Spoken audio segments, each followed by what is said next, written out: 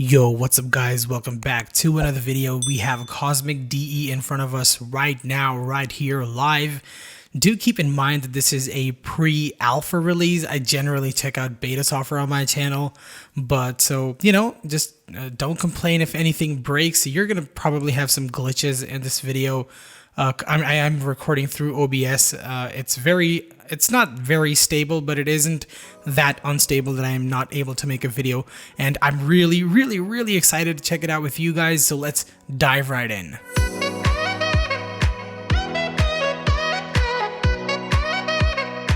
Okay, so I installed a Cosmic session, and as you can see through NeoFetch, we are using Cosmic DE. This is very good. The pop symbol looks a little bit squished. It looks like an egg. I would prefer it if this was a circle, but that's not a complaint really. I'm just having fun. So let's just see what we have. This is beautiful jellyfish wallpaper. We have applications to the left. We have workspaces. So this is the applications, library, home, office, system, utilities, add group. This is going to be familiar if you have used Pop! OS or if you are on Pop! OS right now. Then we have workspaces, and as you can see, they're vertical workspaces, beautiful fast animations, and then you have the date and time along with the calendar. Over here you can go to the settings directly from here. You can change. That's pretty good. This is for OBS, so we do have app icons, which is very much needed. This is the tiling, so you can automatically tile windows. This is off by default. You can tile workspaces and you can tile windows on workspaces, so this is set to all workspaces. I believe this is the option that most people are going to become familiar with and comfortable with. If you want to change it to tiled, you are more than welcome to do so. You can navigate windows, move and toggle floating windows. You have shortcuts. And one thing I did is I went ahead and turned off the active hint. So if it is on, as you can see, it would be a little bit blue around the edges. Not the biggest fan of this. I mean, this would be very necessary if I was tiling, but without tiling, I think this is what I am used to, and this is what looks absolutely okay. And while we're here, you can see that we have minimize, maximize, and cross icons, so that's really good. Not skimping out on any buttons like the maximize button. You have a volume manager, so this is the output volume. This would be the microphone. I'm not really sure if this is okay, but I am recording and the voice levels do seem to be fine. And you can see probably here there is a black bar, but there is no black bar over here. Probably a little bit of discrepancy is going to be happening in this video. Sorry for that, but again, this is pre-alpha software, so it is expected. You can have media controls on top panel. You can disable that, and you can also go to sound settings. Very exciting stuff. This is the Wi-Fi. I am connected to my internet. This is not on airplane mode. You can show other visible networks. That's good. You can go to network settings as well. Moving on to battery, you can see, so I have set it to high performance out of the box. You also have battery, which is battery saver, and balanced, self-explanatory. This is one thing which I really like to see, increasing the lifespan of your battery by setting a maximum charge value of 80%. I do this on my Samsung phone at 85%. We have the brightness option. I believe this is the brightness option. So yeah, maybe it doesn't come across in the video, but I can definitely see a difference.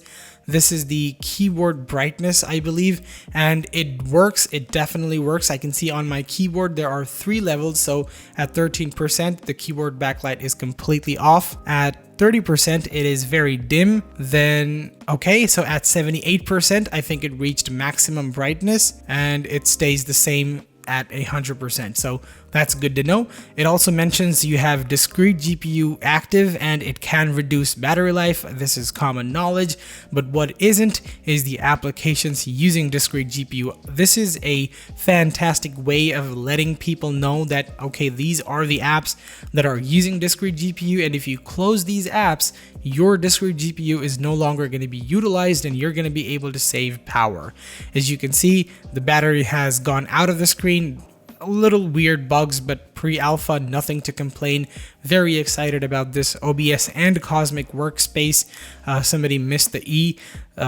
These are running on my NVIDIA 4060 mobile graphics card, so that is really good to see. I run Pop! OS on a daily basis. Like, my Linux is Pop! OS, as you can pretty much see. I just installed the Cosmic Session and have logged into this, and I have set it to be always using the NVIDIA graphics card. Then you have Do Not Disturb, Notification Center, a Bluetooth page, and a power button for locking the screen, logging out, suspend, restart, shutdown.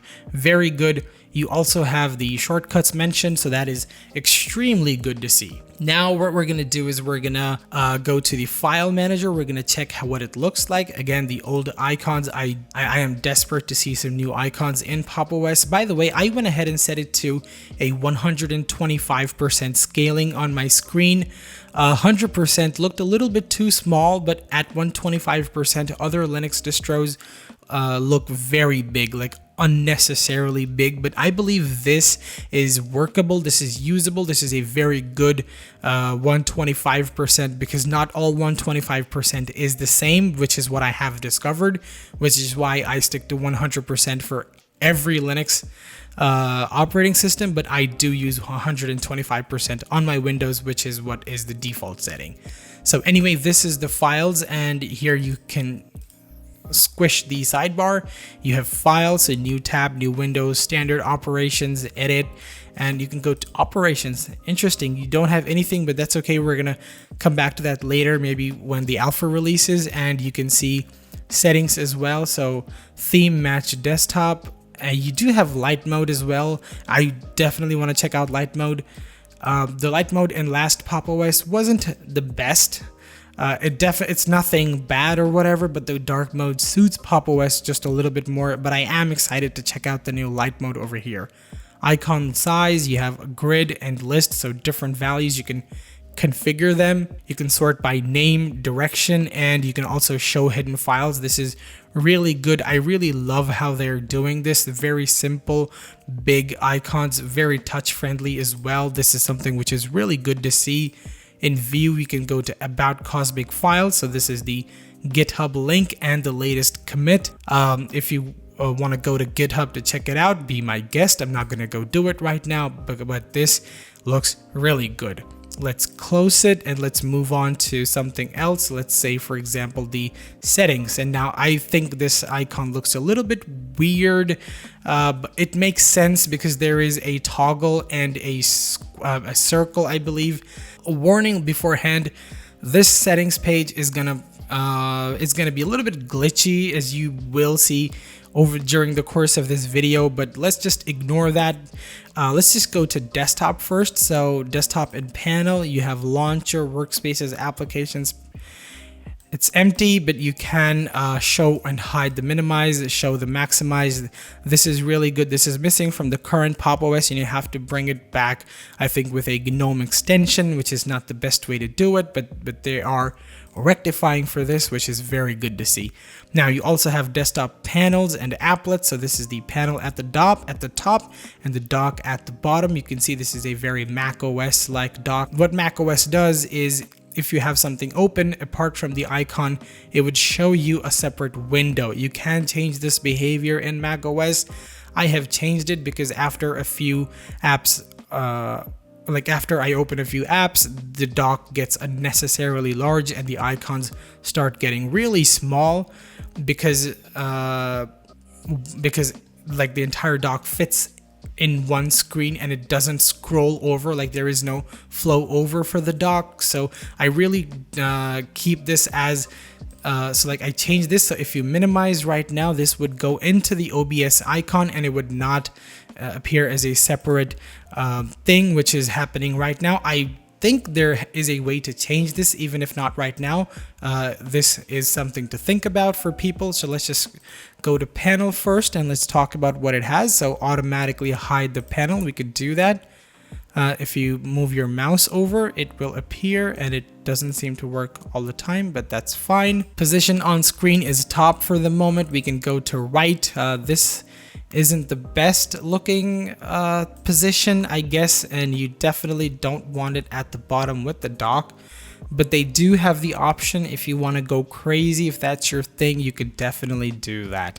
Show on display all is the best option, I believe. EDP1, that is my laptop screen with an e-DisplayPort connection.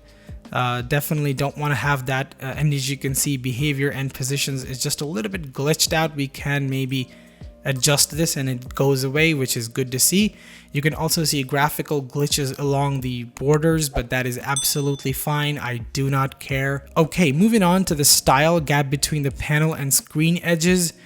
Okay, so this floats the panel, and as you can see, there are two OBS icons. I'm not sure what is happening right now, but that is also acceptable. I'm gonna accept every error that Pop! OS throws at me today. Gap between panel and screen edges, let's just turn that off and extend the panel to screen edges. It doesn't seem to change anything. Okay, so now it is changing. I definitely prefer extending the panel to the screen edges, but that's up to you. Appearance, we can match the desktop, or we can go with a light mode. I think this looks better in light mode, but we're just gonna match the desktop for now. You can change the size as well, and this is really large. We do not want that. Let's just go with this. And you also have background opacity, so if you increase this, it's gonna be black, and if you do this, you can barely see your panel. So we're just gonna keep it at that somewhere. I think this is just a little bit darker than the default, but it's okay. You can also configure the panel applets. So you have Cosmic Panel App Library button, applet workspaces, applet time, status area. So it's divided, I believe, into start segment, center segment, and end segment. You have a ton of things. Let's just do this once again. Yeah, now this is better, and everything is customizable, which is really good to see Cosmic DE doing. Let's go back. I believe we have ended panel, and but I mean, by the way, I do hope you have your coffee or popcorn with you, because this is going to be a long video.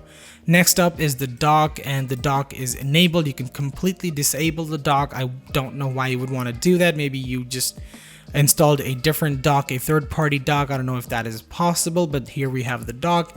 You can automatically hide the dock. I'm not going to do that. If you bring your mouse up to the bottom of the screen, it's going to come up. We're just going to turn that off. Position on the screen, again, left, right, and top, which, I mean, so you can technically keep the panel at the top and panel at the bottom and dock at the top, which is a little bit weird, I would say, but this is perfectly fine. We're just going to go back to keeping it at the bottom, and it's going to be shown on all displays. Now let's move over to style, so gap between the dock and screen edges. You can change this, of course, but I like to keep a dock as a dock, and you can also see the dock in light mode. We're just gonna go match desktop for now, but that is something which you can do. Again, you can increase or decrease the size of the dock, and you can also change the background opacity. I do like it at 100%, and that is how I'm gonna keep it. You can also configure the dock applets, app list, and applet minimize windows. So I believe if you delete this, then your windows would minimize into the icons instead of being a separate window over here. I'm not going to mess with this because this is an alpha after all. I don't know how it's going to behave, and always you can reset it to the default settings, so that is good. Next, let's move on to the input settings. So we have keyboard, mouse, and touchpad. Pretty much self-explanatory. Not a whole lot is being done in here. Oops. And let's just, okay, alternate character key, compose key. We have a few things, view and customize shortcuts. This is empty, which is okay. We're gonna go back to mouse. So mouse acceleration, mouse speed, scrolling speed, natural speed. And I believe the same is gonna be available for trackpad, but with a few additional settings for click behavior and scroll behavior and swiping behavior. This is misbehaving again. Let's just do this.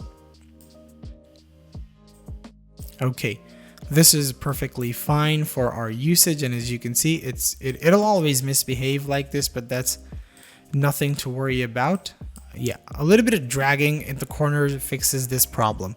Next, we have the displays. So I am on NVIDIA graphics. You can change this to be only integrated graphics, hybrid graphics, or compute graphics, which will only enable the NVIDIA graphics card when you're doing computational workloads, so that saves your battery. Hybrid saves your battery as well. You can run on the integrated Intel iGPU, and then I guess integrated iGPU is like saying chai tea, but whatever, I'm sorry. So this would only use your discrete graphics card if you I guess right click on an application and you say that run on NVIDIA Corporation instead of run on default Intel Corporation. So these are graphics cards. I do want to see a difference in how they are written. Instead of saying run on NVIDIA Corporation, it sounds like you're running on NVIDIA's money and running on Intel's money, which is kind of funny. Changing this to graphics card or integrated graphics card or NVIDIA graphics, Intel graphics would be a little bit more favorable, I would say, but that's completely fine. Very small nitpicks, nothing really. And so let's close this, and you also have night light. We're not going to enable that. Resolution, refresh rate, scale, like I said, it's at a 125%. That's fine. Next comes sound, and everything is to do. Not a whole lot to see over here. So now you have system and accounts, users, so you can log in. This is empty. About, so this is the Pop OS. This is my Lenovo laptop, and as you can see, we are on Wayland and we are on the Cosmic DE. One thing is, if you are installing this Cosmic environment, you can't run this on X11. You need to enable Wayland first. You also have related settings at the bottom, which is get support. That is to do, which is perfectly fine. Now we're going to go to time and language, which is like self-explanatory. You can set the time automatically, which you should do, and the time zone automatically as well. I don't really like the 24-hour time. French people do, but I don't. First day of the week is Sunday, which is fine. Show date on top panel. You don't want to disable this. I like to have it, but if you want to, there is the option to do it. Okay, now I want to go ahead and look at the other sections that I conveniently missed out. So this is the wallpaper, appearance, workspaces, and notifications. Let's just go to them. Let's just start from the bottom, actually. Notifications, so this is empty. What a surprise. Workspace, I'm sorry. If anybody from System 76 is watching this video, if I make a few bad jokes, I'm sorry. I really am. And I saw System 76 subscribing to my channel the other day, which is like a huge birthday present, because that was the birthday of my channel, the 4th birthday, April 8th. So I was really happy to see them subscribing to my channel. So in workspaces, you have multi-monitor behavior. You can change the workspaces to span a couple of displays, or that the displays will have separate workspaces. Show workspace number, you can do that.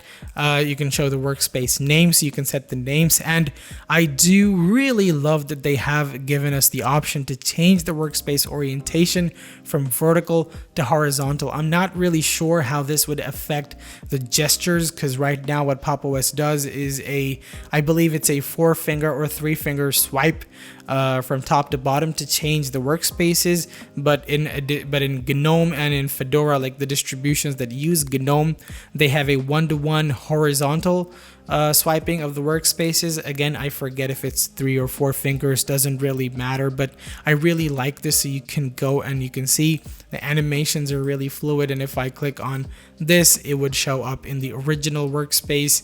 I don't know how to bring up the workspaces view where I can see all of my workspaces, and I can maybe if I open this and if I drop it to here, will it work? No, it didn't.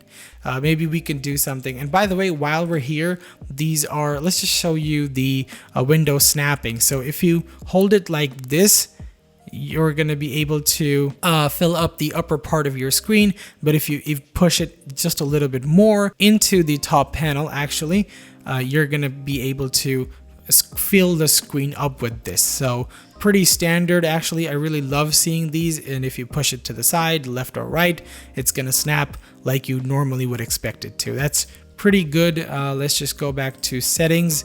Let's just see if this works as well. So if I open this and the animation is correct, it shows it opening up from here, which is really small touch, but really goes a long way. Okay, now we're gonna go to appearance. So this was the one that I was waiting for a long time. This is the appearance section. You can actually import and export your appearances. So maybe if you have multiple Pop! OS installations across different devices and you just want to replicate your look, you could go ahead and do that. For now, we're gonna switch to light mode, and I truly think that this looks amazing. I said it a lot of times, I was very bothered with this accent color, so finally we do have the option to change it. I'm gonna change it to something like orange. And why did it switch me back to dark mode? I guess it's not implemented for all the colors. And by the way, even if this is a little bit broken, it doesn't matter.